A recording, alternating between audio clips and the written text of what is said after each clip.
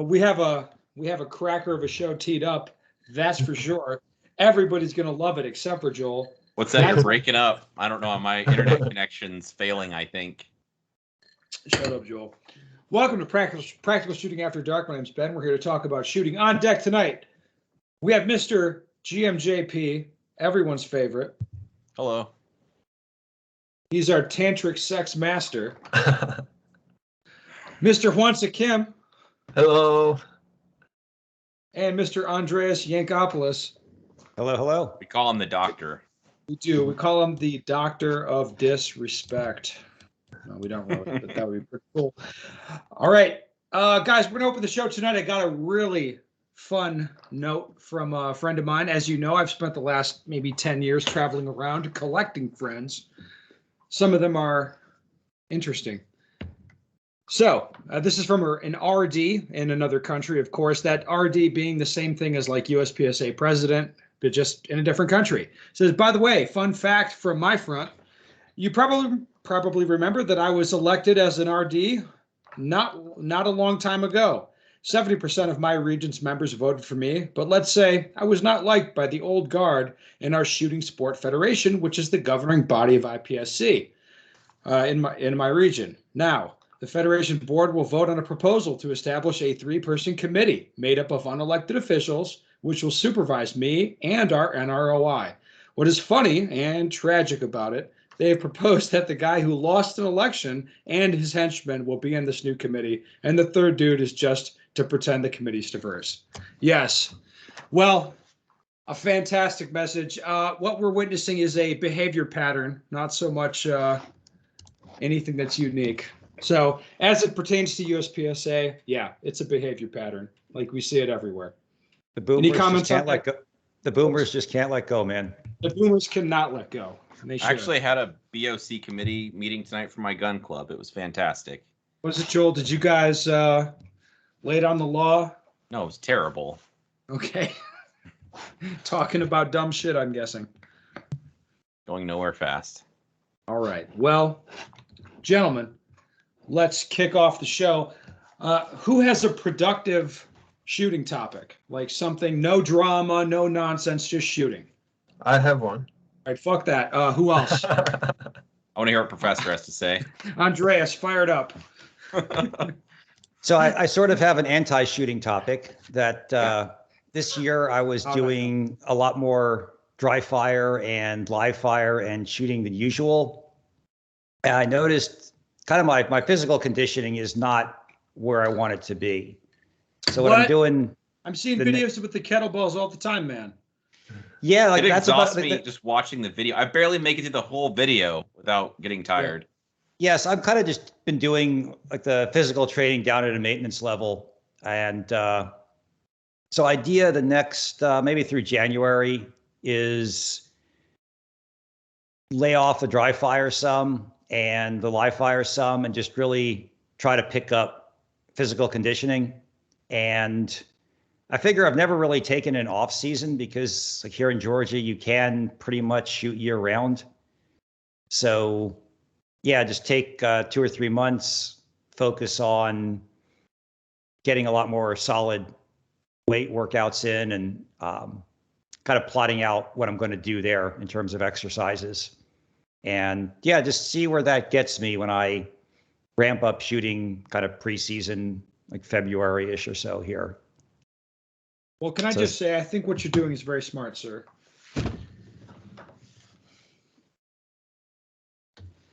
Yeah, I don't think, I mean, I've had like going on vacation at times for 2 weeks or so. I've been surprised how quickly shootings come back, or in some cases, like it's like I never put the gun down at all. So getting some rest in that regard, and yeah, just trimming off a couple pounds and getting my flexibility and mobility back up. I can see that only doing some good things for my shooting. Yeah. And I figure if professional athletes do it, well, like amateurs should benefit from it as well. I don't think you're wrong. No, I subscribe to off the seasons. Same theory. Off season's a good time. I suspect there'll be a Training Group Live podcast coming out soon, talking about that and about assessing your goals and stuff like that people could look forward to in the near future. Yes, Uh-huh. Maybe even featuring two people that are on this podcast, the two with could happen. the better haircuts. It could happen. Oh shit! Keep it anonymous. How did I forget doing a podcast with you? Because my hair is clearly the best on this show. Yes, of course. It's not even close, I don't think. No. All right, I'd like to jump into my topic, guys. Yeah. So a fun thing from the meeting minutes, which November 8th minutes. This is going to be a weird thing to talk about, but item 4, section D, they had discussion of inclusion of a minimum RO certification requirement for elected positions. So I'd like to talk about this, guys. Minimum RO certification, on the face of it, sounds pretty reasonable, right? I don't think it's like, yeah, you should have to be an RO. But if you look at the context for where they're talking about this, there's one guy on the board who's not an RO, and his name is Matt Hopkins. It says Matt let his RO certification lapse, and it looks like the board not too happy with it. So they're good. They've reached consensus, of course, to include that as a requirement for all elected offices.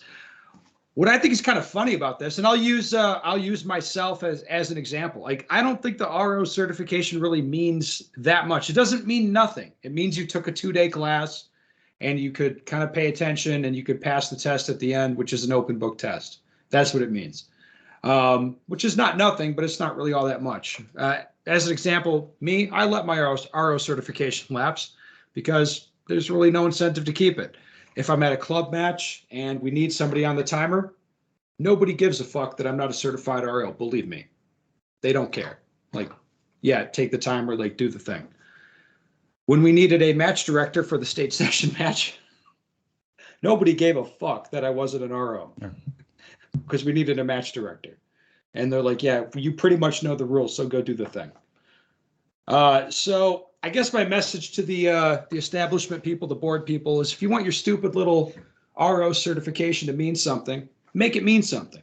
You know, punt the shitty ROs, like make it harder to maintain RO status, or make it mean something. Rather than this petty bullshit. Okay, that's my rant. Any commentary on that, guys? No. Joel, So I'm sure you have a lot to say. you're not a fan of just occupational licensing in general to keep people in their place? I mean, I don't know if not a fan. It's kind of like it's horse shit, and I like you kind of like, yeah, it's there for a reason, and everybody understands the reason, but you know what I mean? Just that you can maintain a license, like that doesn't really mean much to me. No, not really. You know, like what's the old joke? What do you call the guy who graduates bottom of his class in law school? Lawyer or judge? You call him judge. You call him a judge, I think. Yeah, judge. Yeah. Come on, Joel. I'm sure you've got commentary on that. The only thing I'll even say is I do wish the questions for the test were structured in a way that actually made sense. Like, one of the questions on the test I had was like, if you're shooting a target and a bullet gets stuck in the cardboard and doesn't make it through, like through the cardboard. These are how do you call relevant that? questions to USPSA. No, really, that was, Joel. and I had to find the rule and the scoring. If someone shoots a bullet at Yes, the cardboard target, it's really important that you and it understand what contacts, to do. but it contacted. If the bullet gets stuck in the cardboard. Yeah, but it That's didn't go all the important. way through. Is That's this why it's before? such Is this an before? important Is this before or certification. after it fails to knock down the popper? Jesus Christ. No, that's all I have to say. I wish the questions made a bit more sense and were applicable to like officiating that we see at matches. All right. Let's move Mr. on. Kim, Mr. I think Kim, you have a topic. yeah, you have a shooting topic. Let's hear it. Enough of me ranting about dumb shit. Yeah, I have kind of shooting topic, but mostly show and tell.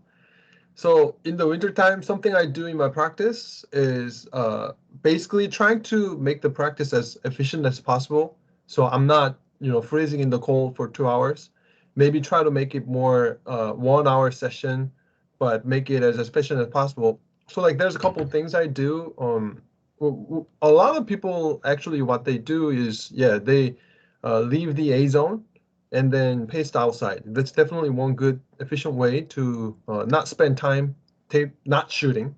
And another thing is I try to use maximum of 3 to 4 targets perhaps nothing too far, so I don't have to like walk forward and see where the bullet hole is or try to paste. So I try to make the target more difficult. So I have a target right here that I want to show that I use a lot in the winter time.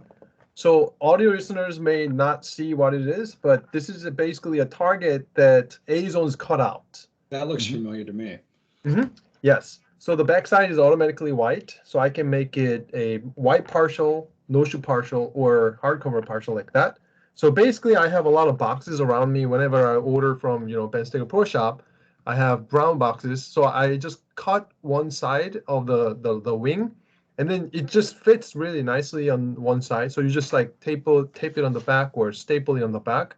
So now you have a partial target that you can kind of replace the brown part. This, of course, Ben's practical accuracy drill, that's one thing I do a lot of in this target. That drill is definitely one good drill, but I also use it like a partial target so that it's actually a tough target, especially when you are shooting no shoot all covered except A zone, right? So in this kind of case, I'm making the difficulty and risk high so that I'm not shooting, for sure, I'm not shooting this like really far either, but by placing at 15 yards, I see a very, very difficult shot there now. Because first, you don't want to shoot the no shoot, even in practice.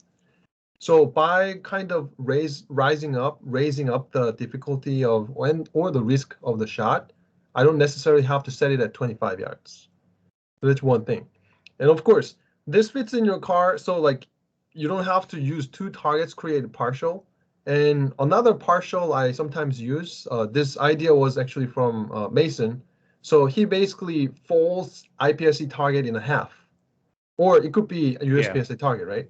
So you're folding the target in a half, so the no shoot part is like half of the A zone. So you can just use one target to create a no shoot target. So just think about it. If in the winter time, if you really focus on something that's higher round count and maybe session is half than usual summer session, but similar round count, you can just go home and do dry fire more in a way. And you can save yourself from suffering a lot too. So definitely setting up targets really good. And I do more dry fire in the winter, of course. So like how I set up my dry fire target is I just get a one target stick. I like that. Yeah, and staple. So a lot of people use like a tape on the wall, so it can fall, or you can like take the paint off of the wall too. So simply I go to Home Depot, get like a regular target stick, and then I staple on it. But if you flip the other side, there's another target waiting for you. So you can use both sides, use one open target or partial target behind it. You can even like staple popper on it and easily move it around. Another thing is, as I'm reviewing a lot of dry fire training from Training Group, a lot of people have a set dry fire one whole year. They would just paste it on a wall and never really change anything. And they have like 30 targets on a single wall, and they kind of pick different targets, which can be very disturbing. And at times, you may lose the sequence. Mr. Kim, can I give you some counterpoint to that? Exactly, yes. Okay, all right. I want to give, like what you're saying, it's accurate, but also I want to give just the balanced view also. A lot of guys, so the way we divide it up at practical shooting training, level 1, 2, 3, 4.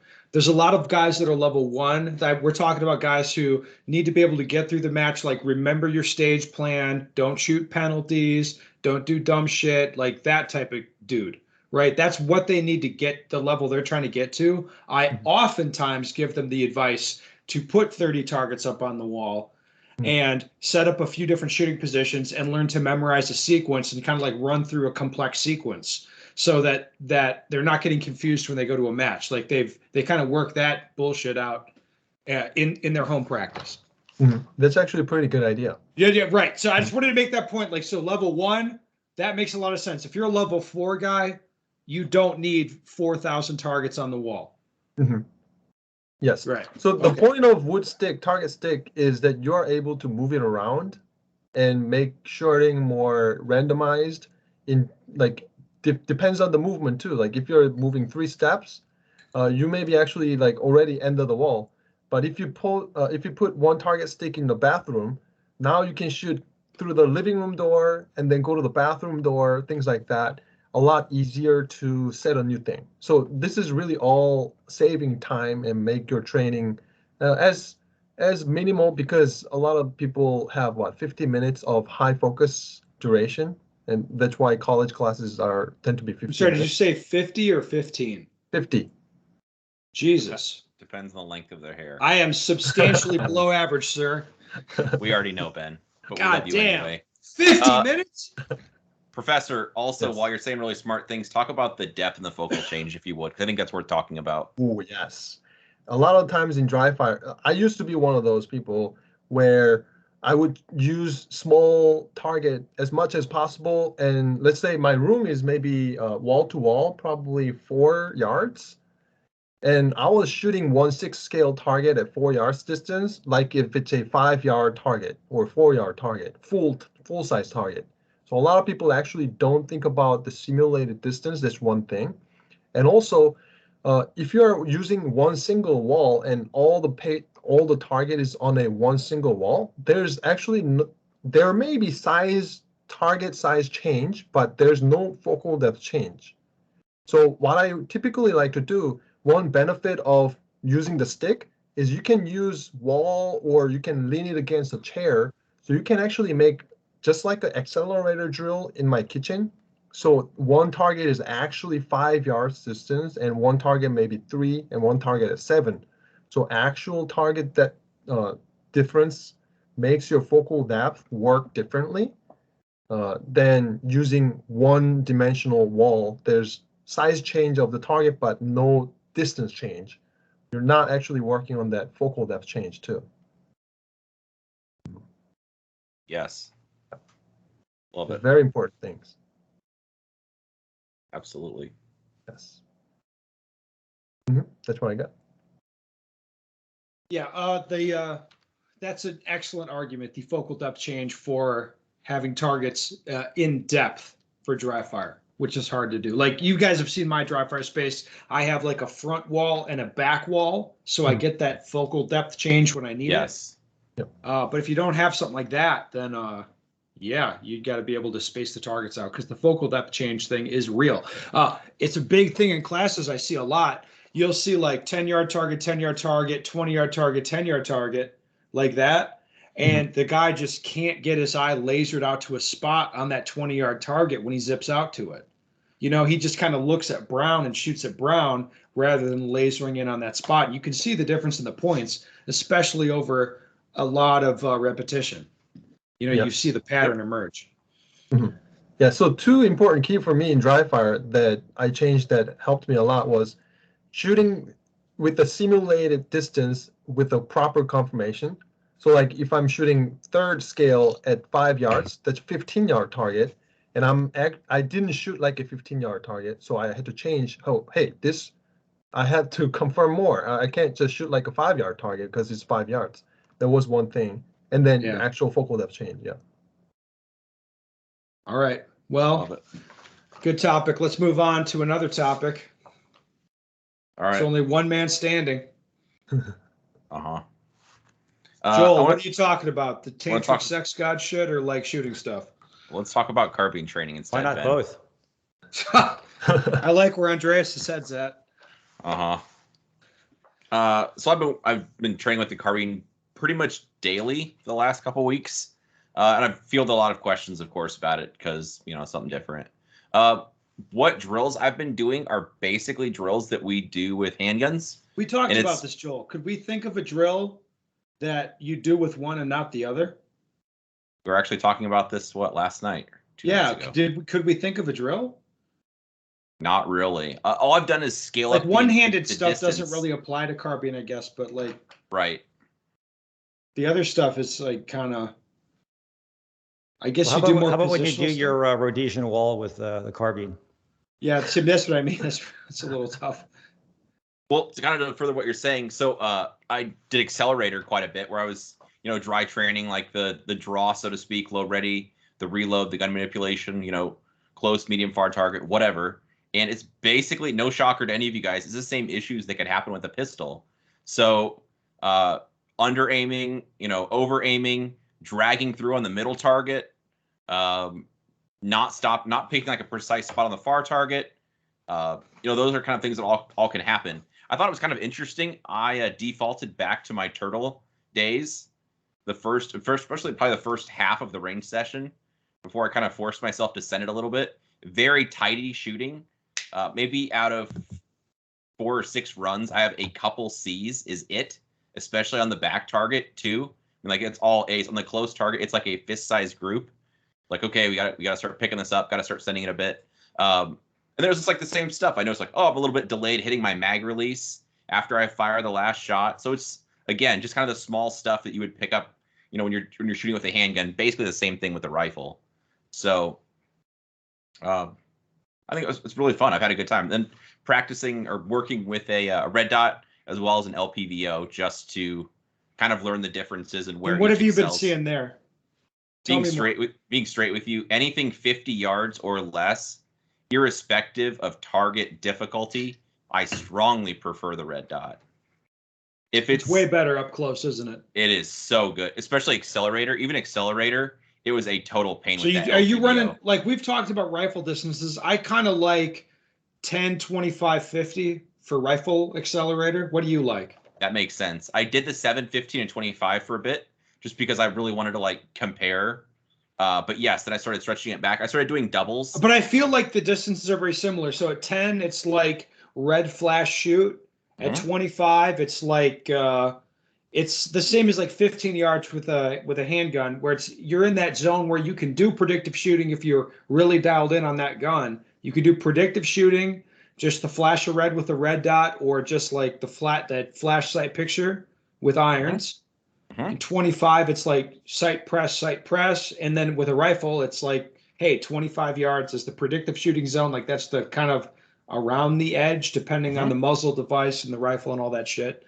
Maybe you can stretch it to 30 or a little longer. And then 50 yards is the dot press. Yes. What do you say? Yes, absolutely. Doing doubles was also very interesting, doing that with the rifle. I'm sure you guys would be all super shocked. Holding the rifle hard into your shoulder with your support hand is really important. Like, unlike handgun shooting, right? It's like, I'll just grip the gun really hard with my support hand and then just relax my firing hand and press the trigger straight back without pushing into the whole rifle. So the amount of carryover has been really crazy, and it's been fun just learning something new. Yes. Bar hop is also super, super interesting with a rifle. I like doing that one quite a bit. There's a lot more noise. Shooting on the move shit's way harder. Yes, there is more noise for sure. I just have these A2 flash hiders on my gun, so they're not noisy. So what do you find with easy and hard exits and how that translates over to a rifle? I definitely need to do more mounted, unmounted movement. Yeah. Guys, I'm sorry to interrupt this, but I have a question here that is perfecto to like segue in right now. Like we planned it. Only we didn't. Almost. Ben, since you and your band of merry men seem to be becoming proficient at shooting target focus with iron sights, and after shooting irons in this fashion for some time now, do you feel the reason using dots is faster is primarily because the shooter is typically shooting target focused and not so much aiming device being used? Meaning, is the approach to aiming at the target is what is saving the time versus the type of aiming device being used? Maybe it's a little of both, the device and shooting target focused. I'll just take the answer from the top. For me, what I find is, no focal depth changes definitely speeds things up. That's what makes the dots so much faster. In many respects, you're never changing focal depth. There's a zone. For me, it's about a mini popper at 15 yards. That's about where the edge of, if I'm shooting iron sights, I need to start checking the alignment of front and rear sight, meaning like I have to start doing that work. Okay, that doesn't exist with the dot. It's just, is the dot in the center of the target or not? Or is the dot on the target or not? But with iron sights, there becomes a point where you need to start paying attention to alignment, and that additional element slows things down. And that would be irrespective of focal depth change, yes or no. Does that make sense? Mm-hmm. Totally. Yeah. Okay, That's, so that, I mean, that's my that's where additional- I notice it is like you have certain distances where the front sight returns, but then you need to do a little bit of micro steering of the gun to get the rear sight lined up. Do you use micro steering? Yeah. That's awesome. I'm Or going it's to just- use that. it's just a little terminology like- for like sex stuff. I don't know. Yeah, just like where the front sight is, it's in the rear notch, but it's not centered up, and it's the kind of shot where it needs to be centered up. No, I get it. I mean, it made sense immediately. It's a great term. Did you invent that, Andreas? Because I really like that. I'm not sure where I got that from. I'd like for you to I take think you- credit for that immediately. Okay. Yeah. We'll get Tim to Pro Shop Tim. We'll get some shirts going on. Okay. And micro steer Steering with Andreas. Like I don't know. We need That'll be my next. to That'll be my make next a- class. Yeah. One thing Shut that up, was Joel. very Sorry. interesting to me. So I've been shooting irons and red dot for a while, like 2017 through 19. But 2020, last year, I didn't shoot irons at all, almost. I mean, some practice, yes, but never shot a match. Now I saw you shoot limited match with me, didn't you? That was this year, 2021. Oh shit, it was. Yes. So That was 2021, I ran out of 9mm and I had a lot of 40. So I shot limited for a while. And as I was going back and forth again, definitely shooting the dot, like Ben was saying, whenever there's like alignment component, irons kind of get slowed down a little bit. So one thing I did to help my predictive shooting better with the irons was actually increase the fiber size. Before, I was having really, really dim fiber. So I was even like sharpening on top so that it's even dimmer. The size of the fiber, I was burning it really, really tiny. So like when I'm shooting irons, it feels like the dot or the fiber is almost like 1 MOA size. But I've been shooting 2.5 last year. So I was like, maybe I'll just burn the fiber bigger so it looks like a 2.5 MOA and then shoot that just exactly like a red dot in a relatively closer distance. So that really helped me to actually shoot really like a red dot with the green fiber with the iron sight gun. And that really helped me to increase the predictive shooting further distances too. And another thing I noticed is like when I look at the target and the irons come in my peripheral vision, before I had no idea where the fiber is because the fiber was so dim and small. But since I burnt it a little bit bigger, I can see the color of the fiber coming in my peripheral vision a lot clearer. So I can almost time the shot on a closer target a lot better with better So that's accuracy. the predictive shooting target transition, Yes. which is a thing. Mhm. Yes. But one thing is I made sure I can still see the top notch. I'm not burning it too big. I was just burning it to the point where the fiber is right underneath the top of the front sight.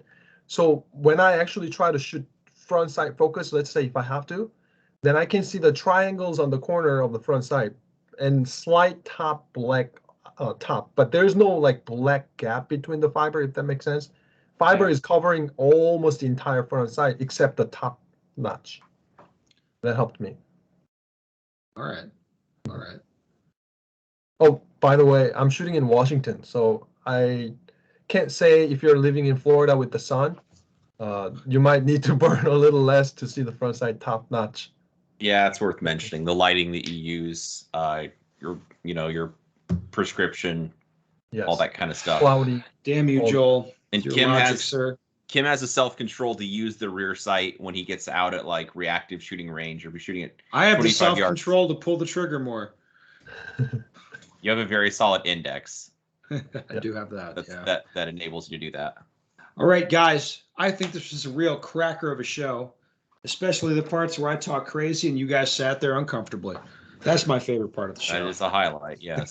It's a highlight for the listeners. They love it. They're like, Uh-huh. is Joel going Give to me piss more. his Give me pants? more of that. Uh-huh. Spoiler alert. Yes, every time he does. On that note, listeners, if you have a question you want the answer to, go to my website. It's bensteger.com. Send me your question. We'd love to hear from you.